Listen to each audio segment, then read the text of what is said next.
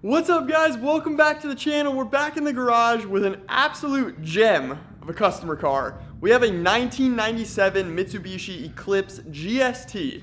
I have never worked on a DSM, but we're here to start. So it's kind of similar to the Evos that we've been working on, but obviously quite a bit older and a little bit different in the engine bay. So this thing, I guess the Eclipse GS-T was this guy's first car way back in the day, and now he's bought one again. I don't know if this is exactly his first car.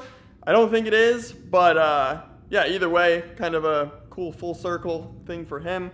And it's here to get refreshed and back on the road, safe, reliable, and a little bit quicker than what it is right now. So let me give you guys a rundown and I'll show you guys what we're doing.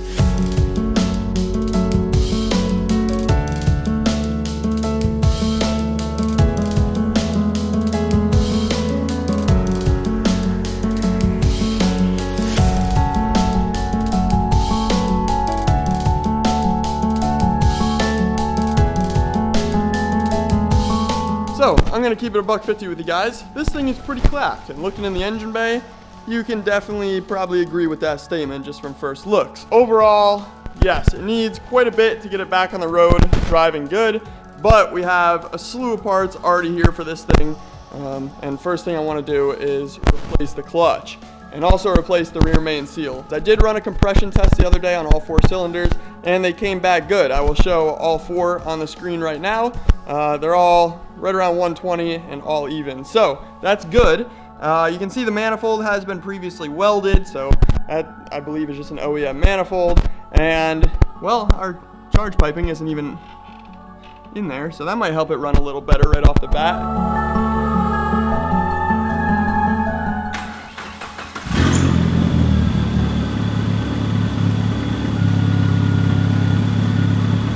So for the most part, runs a little rough. I think most of our issues are due to lack of air intake and all these boost leaks. So should be not too bad to get this thing running a little bit better, especially with all the parts we have laying on the table. But it does idle. Now, if I flip the throttle a little bit,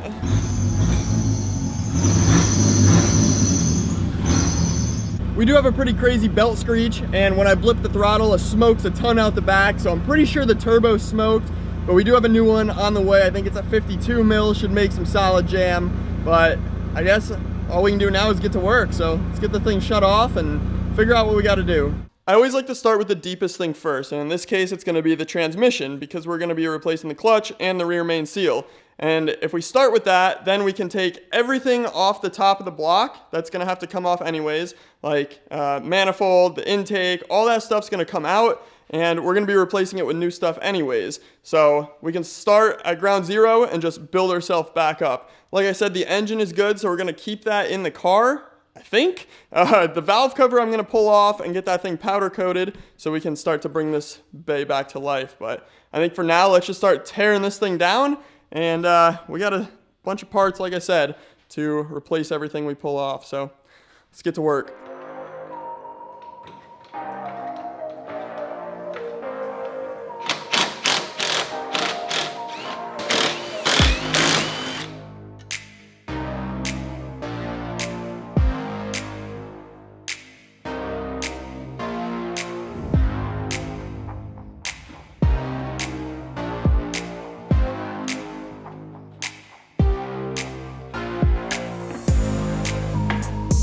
All right, I'm slapping you guys on the GoPro. We're gonna go for a little ride underneath the car. I need to show you guys what we found. This is pretty bad. So, first off, radiator mount right there, you can see, is crinkled. I'm not really sure if the previous owner was backing up and hit something and it pulled it that way, but that is no bueno, because that's, I believe, kind of tack welded into the chassis up there. And that's one big brace, so that's not too ideal. Moving back, you can see we have oil leaks coming from all over the transmission, and that would be because it's cracked right up here. So that's not too ideal either. Now I'm getting a phone call, probably from the owner. So let me grab this real quick and we'll keep going over this car. All right, I'm back and my flashlight died, so to the phone we go. But yeah, we have a crack on the bell housing right there. Now I believe this is just a little case that sits on the outside of the bell housing. So if I can find a replacement case, we should be able to just replace that, and it'll be a lot cheaper than doing the entire bell housing itself. Then we have the damage on the radiator support right at the bottom there. Thing got hit pretty good. Downpipe is definitely cracked right in that area, so we need a new downpipe for sure. And then the chassis has a little crinkle in it down the line, which isn't a huge deal. None of this is really that huge of a deal. It's all fixable, especially if I can find that little end cap for the transmission. We'll be in business. Either way, the transmission has to come out to get the clutch on, so we can keep making progress. Now, I just talked to the owner of the car, ran him through all the damage, and kind of let him decide what we want to do, if we want to move forward with this chassis or if we want to, find another chassis somewhere. But he wants to keep moving forward, so I'm going to work on, like I said, pulling the transmission out, and then I just got to find that little case somewhere. Hopefully I can find that, and it should be an easy fix if we have that. So we got to keep getting all these 500,000 bolts out of this bumper so we can pull this off and start tearing more stuff out of the bay.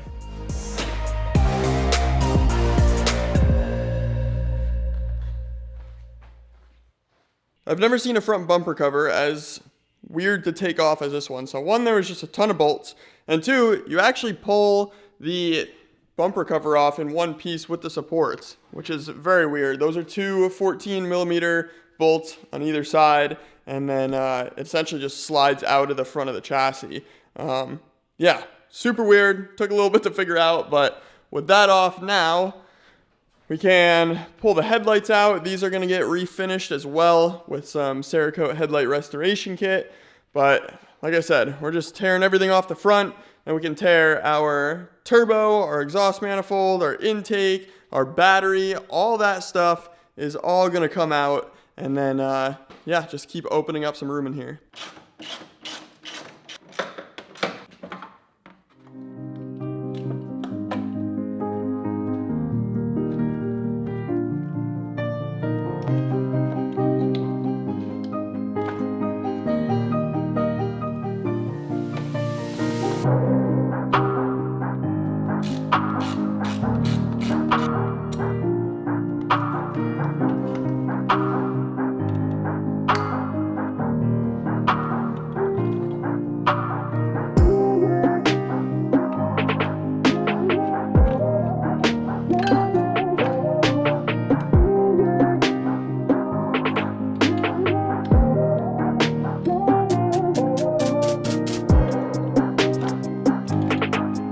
This keeps getting better and better. So looking in our intercooler piping here, you can see a lot of oil.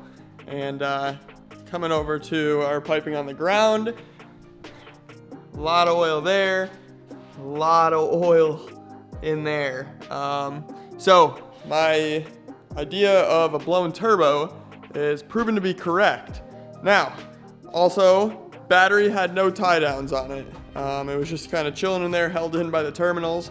And the plate, or the platform in which it sits on, is held on by some little mechanic wire, and that's about it. So, yeah, this thing's just a susmobile right now, but it's a good thing we're diving into this. We'll get all this stuff sorted. So, we're just gonna keep working our way down.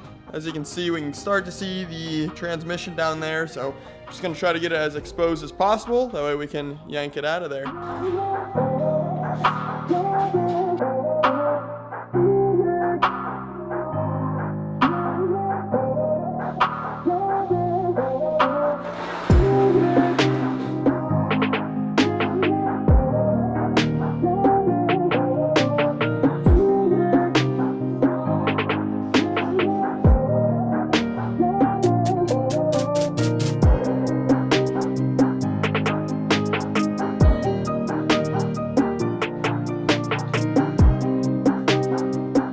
Manifold, turbo, and everything really in this area is now removed. Just a big old hole there. And check this out. I have these pliers hooked onto the compressor wheel. Look at all that shaft play.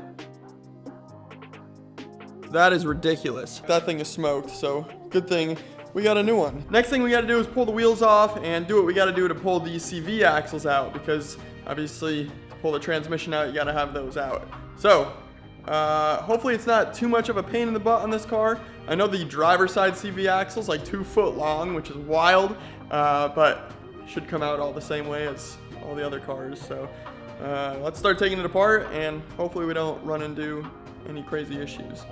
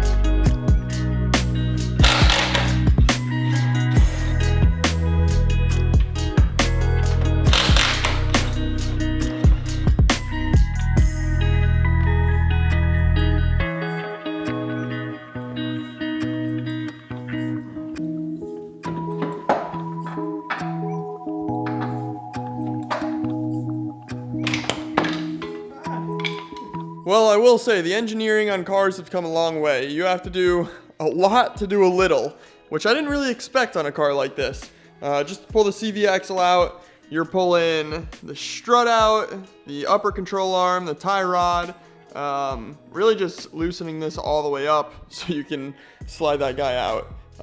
Yeah, kind of crazy. Then the front bumper really surprised me too, so I don't know why they made it so difficult back in the day.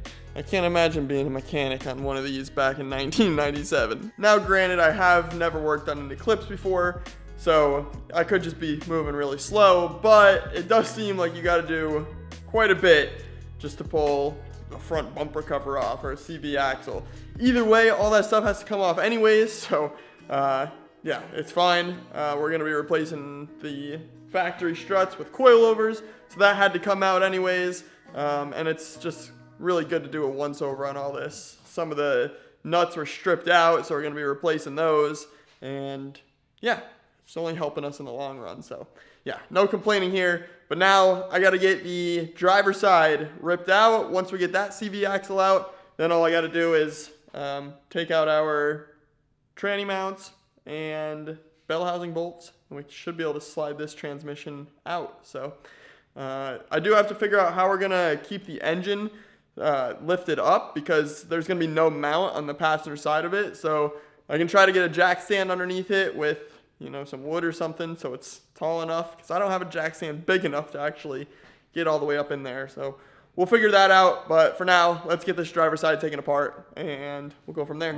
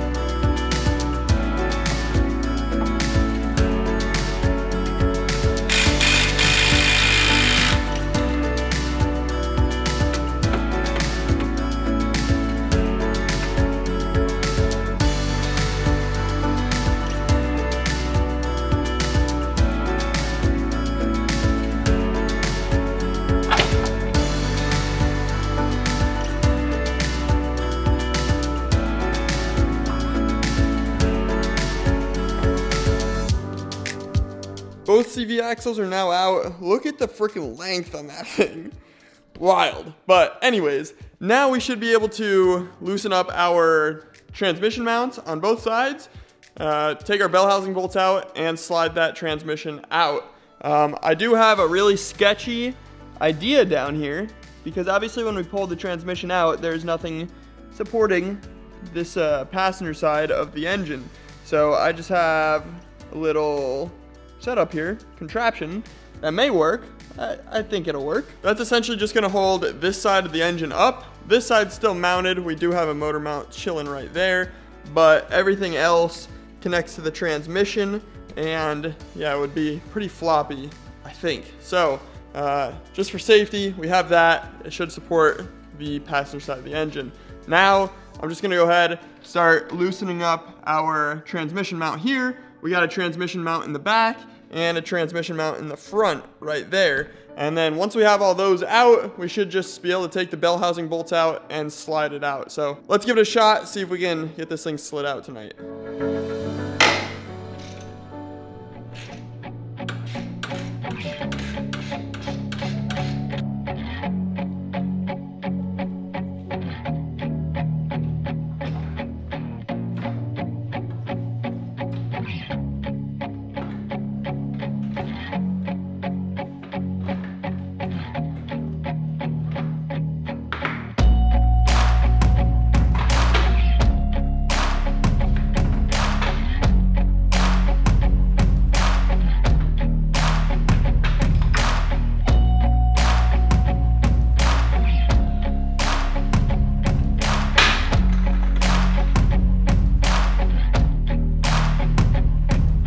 Alrighty, transmission is out of the car. Went ahead, also got the clutch and the flywheel out.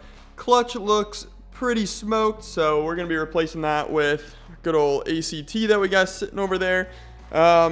Overall, not too bad to get this thing out. It did manhandle the crap out of that thing, so hopefully it won't be too bad to get it back in, but I guess we'll find out tomorrow. I am gonna go ahead and replace that rear main seal in there. I didn't order the cover for the seal that kind of goes around it, but I do have the seal. We'll probably pull the existing cover off and reseal it.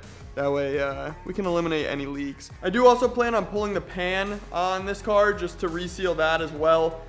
Everything, like I showed earlier, appears to be leaking, so to minimize that, everything we have access to, I'm just gonna pull off, reseal with some Honda Bond.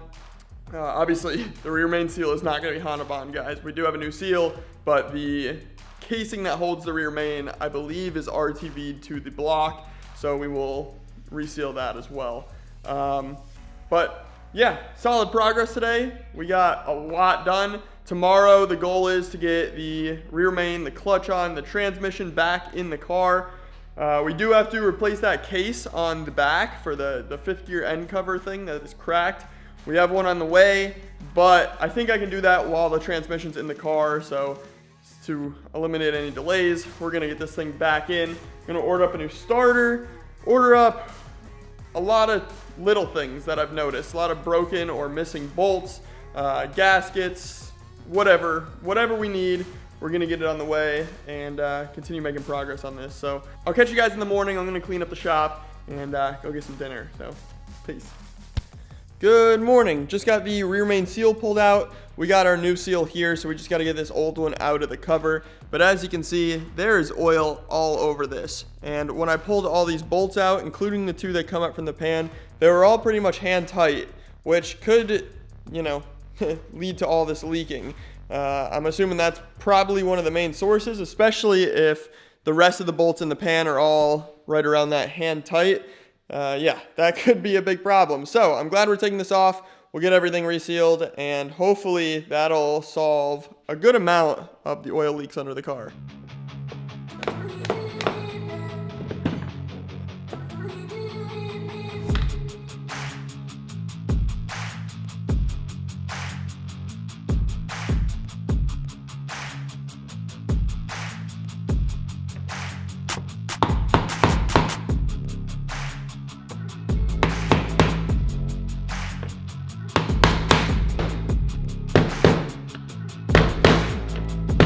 Just just got the rear main seal put back in that little case for it. Now I am about to add some Honda Bond to the back of that, and also on the engine itself. That way we can mate that back together. But I wanted to kind of show you guys what my plan is here. So this side here mates with the back of the engine. This bottom side mates with the oil pan. So the way I want to do this is I'll add a thin layer of Honda Bond RTV to this side, but leave this side empty. Just kind of, you know, get it right on the edge here. Make sure it's really, really close to the edge. Reason being, because this side mates with the oil pan, we're going to be pulling the oil pan off. And right now, it appears that the oil pan has a cork gasket on it. Now, after doing some research, it appears that OEM, the way it came, was with RTV. So that cork gasket is aftermarket, which would explain why all the bolts are loose and probably why it's leaking. So we're going to be taking that cork gasket off, probably going to have to scrape it off in multiple pieces because it's probably rotted in there. But we'll replace that with just straight Honda Bond. That's the way it came from factory. That's the way a lot of people say to do it. So I'm going to leave the bottom of that rear main seal case empty, or else, yeah, I could put Honda Bond on it and then we just have to scrape it off anyways. As long as I can fill the crack in between where it's going to mate to the engine, that way we don't have a weird gap in there, we should be good. So let's get some Honda Bond on there, some Honda Bond on the engine, and then we'll get this thing back on, and then later on we'll pull the pan once the transmission and all that is back together.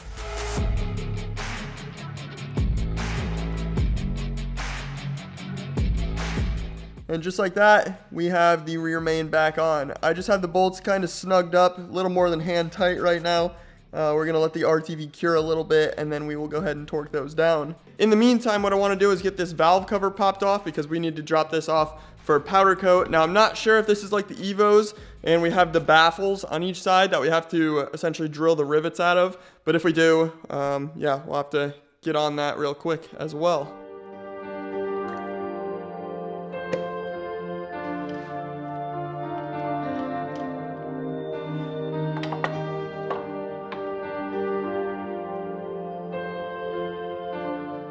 Valve cover's out, and I also just went ahead and torqued up all of our rear main bolts. So now we can solely focus on this. This is a one-piece baffle that goes around the outside of the valve cover, and as I thought, it's held in by a bunch of little rivets. So we need to drill out each one of those and then tap every hole to fit. I believe I have some M6 bolts or M5 bolts to go in there. I think it's M5. Got a bunch of M5 bolts that we can fill in those holes with. So let's go ahead, start drilling, and then we'll yeah, tap every single hole.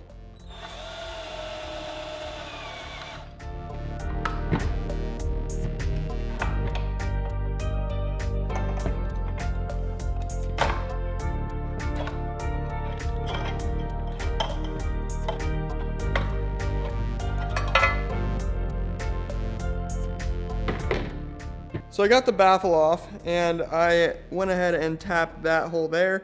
That one did work out, but as soon as I tried to do that one, it's so thin in the valve cover that it actually just, well, that's not the hole, but that guy right there, she poked right through. So I'm not going to be able to get enough clearance to get enough threads in there to comfortably hold that thing down without the screws backing out.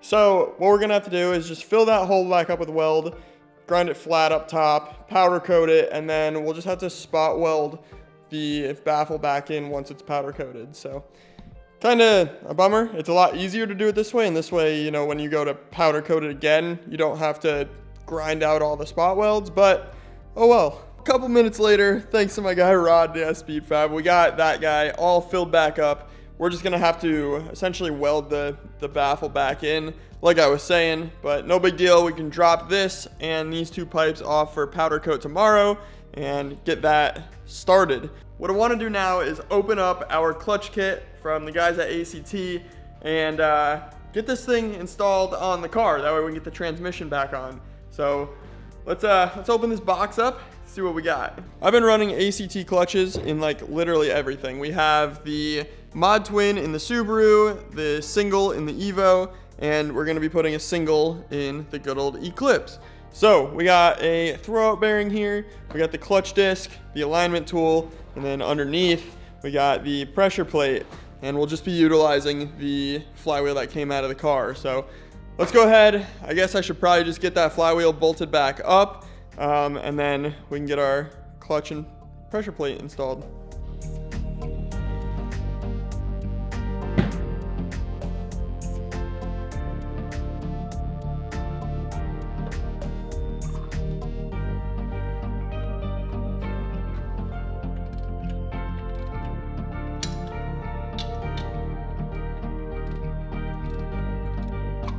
All right, it is a few days later now, and I've gone ahead and cleaned up the inside of the bell housing the best I could.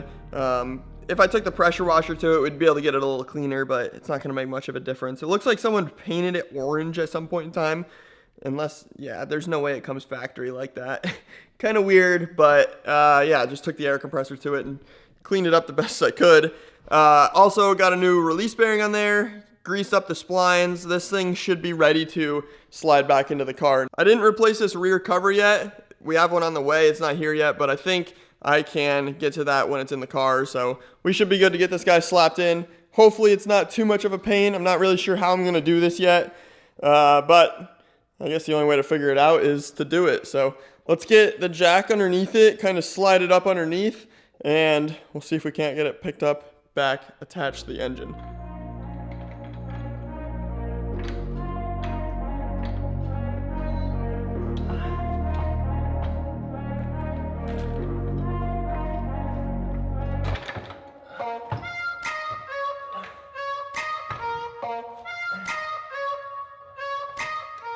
Couple hours later, transmission is in and mated with the engine block. Not gonna lie, that was pretty freaking difficult to get that up in there with pretty much just my hands, but got it.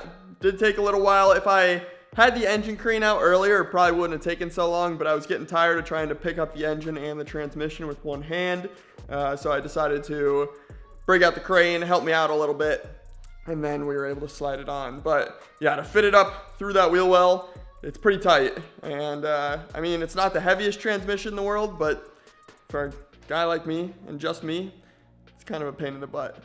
But it's in, that's all I care about. Now we need to get the front and rear engine mounts installed, and let me show you guys what we're working with. This is our existing front transmission slash engine mount. As you can see, it's definitely seen better days, and this is the rear, completely obliterated.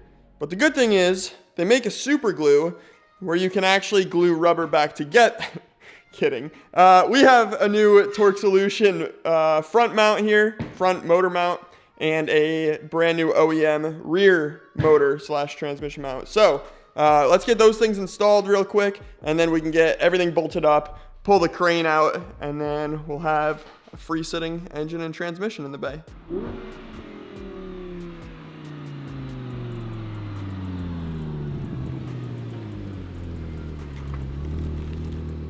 I haven't opened it yet, so let's see how this bad boy looks. That should be the goods. Daniel stopped by and dropped off the new transmission cover case thing. I believe that covers 5th gear. I just took the old one off. As you can see, she's got a nice hefty crack in it right there. And when stuff like that cracks, there's normally a reason for it. So when I pulled this off, let me show you guys what I found. So I believe, let me fix this light so we're not getting some blinding effects. I believe this is 5th gear, and what happened was our nut backed off a little bit and probably punctured right through there, and it also looks like this lower one is getting loose as well. So we're gonna go ahead, tighten those guys back up, and then scrape off all the existing sealant, reseal it, and then we will have a fresh new case, and hopefully no more leaks in the transmission. I guess I should say new to us case. Trying to find a brand new case from a car that was built in 1997, kind of difficult. We had all we could do to find that one. So yeah, shout out to Daniel for finding that thing, getting it over to me. It's saving him a whole new transmission, so helps out. Let's get that thing slapped on, and then that's pretty much all I want to get done today. I just talked to my buddy Johnny Trans because he's done a lot of transmission stuff, And he said just put a big old socket on the big impact and give them some ugga-duggas and then rehammer in the little guys that are supposed to keep it in place, which clearly failed. So we'll redo that. Let's get the right size socket on an impact, give her some ugga-duggas.